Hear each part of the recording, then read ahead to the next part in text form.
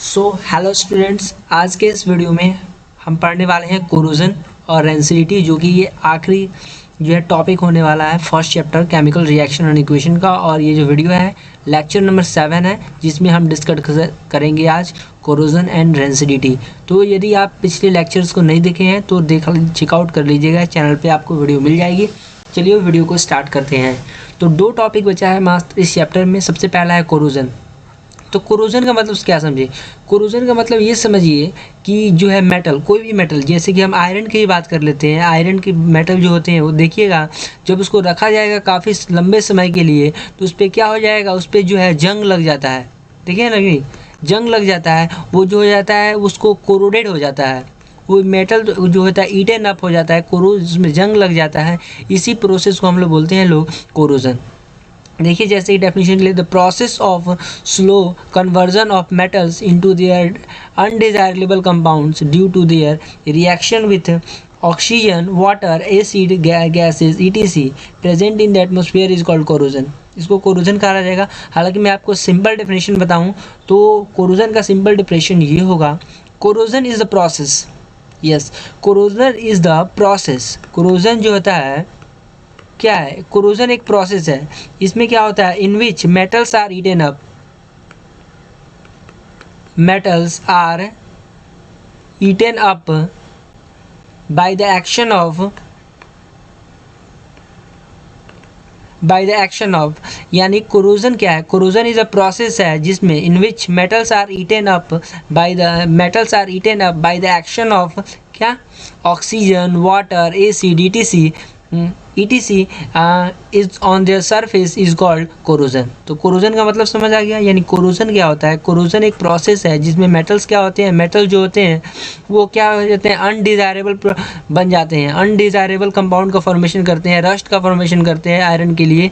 तो इस प्रोसेस को हम लोग बोलते हैं लोग कोरोजन।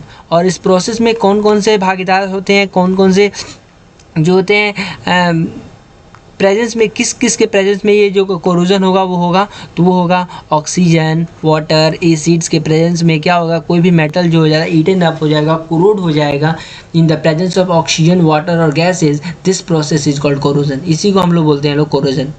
तो अंडरस्टैंड आया, समझ गया सबको को? जिसकी एग्जाम्पल जो है, सबसे फेमस जो एग्जाम्पल होता है कोरोजन का वो होता है रस्टिंग।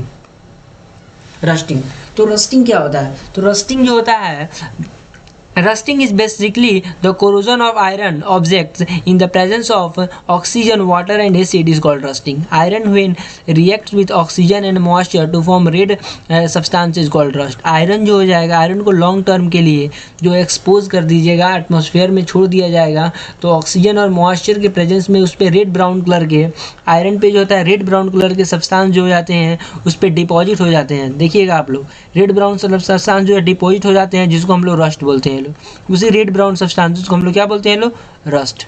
ओके, चलिए रस्ट समझ आया, यानी कोरोजन भी समझ आ गया। लेकिन कोरोजन क्या है? कोरोजन एक प्रोसेस है जिसमें क्या होता है, कोई भी मेटल्स जो होते हैं वो क्या हो जाते हैं, कोरोड हो जाते हैं, ईटन अप हो जाते हैं bye the action in the presence of oxygen, water, acids etc। अब होता है जैसे कि हम लोग देखा कि मेटल्स जो होते हैं वो क्या होते हैं, कोरोड हो जाते हैं। वैसे ही जो है फूड पार्टिकल्स भी होते हैं। जो भी फूड्स होगा, देखिएगा जो भी फूड्स होगा जो कि ऑयल्स और फैट्स पार्टिकल से बना होगा, ऑयल एंड फैट्स में बना होगा वो फूड, वो क्या होता होगा, वो रेंसिड हो जाता होगा। देखिएगा कुछ दिन बाद जो होता है, अगर ये रात को रख दिया जाए तो ऑयल्स और फैट्स में बने सामान जो हो जाते हैं वो अनप्लीजेंट स्मेल जो है प्रोड्यूस करने लगते हैं। उसी अनप्लीजेंट स्मेल को हम लोग बोलते हैं, लोग टर्म बोलते हैं, लोग केमिस्ट्री के टर्म में हम लोग बोलते हैं लोग क्या, रेंसिड, रेंसिडिटी बोलते हैं लोग। और वो फूड जो हो गया, वो फूड क्या हो गया है, वो फूड जो हो गया है रेंसिड हो गया है। समझ आएगा? तो चलिए हम लोग डेफिनेशन जो लिखे हैं उसको चेकआउट कर लेते हैं कि डेफिनेशन क्या कहता है रेंसिडिटी का। ओके, इसको थोड़ा इरेज कर देते हैं, रेंसिडिटी जो है चेक करते हैं। तो रेंसिडिटी, तो देख लेते हैं क्या डेफिनेशन है। Simple, the taste and odour of food materials containing fats and oil change when they are left exposed to air for a long time. This is called rancidity. तो कोई भी मेटल, अगर ये मेटल को हम लोग expose कर देते हैं लोग, मेटल कोई भी मेटल होगा, कोई भी मेटल को हम लोग एक्सपोज कर देते हैं लोग एयर में, एटमॉस्फेयर में, तो वो हो जाए, उसको हम लोग बोला जाएगा कोरोजन। ठीक है। लेकिन किसी भी फूड पार्टिकल्स को, किसी भी फूड को जो कि क्या होगा, ऑयल और फैट से बना होगा, ओके, ऑयल और फैट पार्टिकल से बना होगा, उसको यदि आप लॉन्ग टाइम के लिए जो है एक्सपोज कर देते हैं एटमॉस्फेयर में, तो वो हो जाता है, उसको हम लोग बोलते हैं रेंसिडिटी।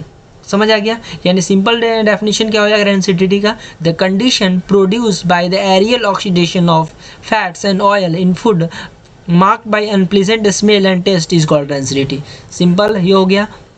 यानी क्या होगा, the food particles which are prepared from fats and oils became unpleasant, produce unpleasant smell when it exposed to long time, when it exposed for long time in the atmosphere, that then this process is called rancidity। समझ आ गया? This is caused due to the oxidation of fat and oil present in food। और food में जो होते हैं fats और oil जो होते हैं वो क्या हो जाते हैं, ऑक्सीजन के प्रेजेंस में हो जाते हैं, ऑक्सीडाइज हो जाते हैं, इसलिए जो फूड पार्टिकल जो हो जाते हैं वो क्या हो जाए, रेंसिड हो जाएंगे, और क्या होगा, अनप्लीजेंट जो है स्मेल जो है प्रोड्यूस करने लगेगा।